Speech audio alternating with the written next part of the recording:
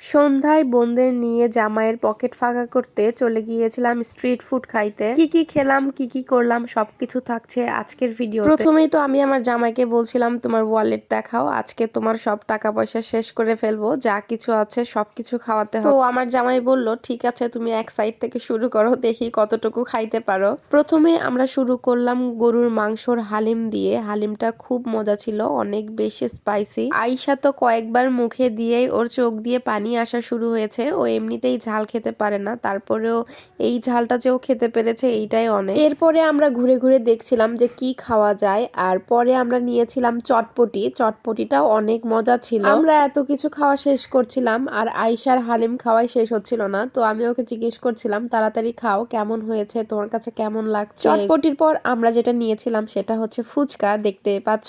আর আমার কাছে না এই বাড়িতে বানানো ফুচকাগুলোর থেকে যেগুলো বাজারে কিনতে পাওয়া যায় ওই ফুচকাগুলো বেশি ভালো লাগে। মানে ছোট যে ফুচকাগুলো থাকে ওগুলো, এগুলো আমার কাছে খুব একটা বেশি মজা লাগে না। তারপরে ওখানে যেহেতু ছিল না এই জন্য আমাদেরকে এটাই নিতে হয়েছে। বিয়ের পরে আমার কাছে মনে হয় যে একটা মেয়ে আরো বেশি স্বাধীনতা পায়, কারণ আগে এমন হতো না যে আমি এত রাত পর্যন্ত বাহিরে থাকতাম বা আম্মু ফোন করছে না, এমন কখনো হতো না।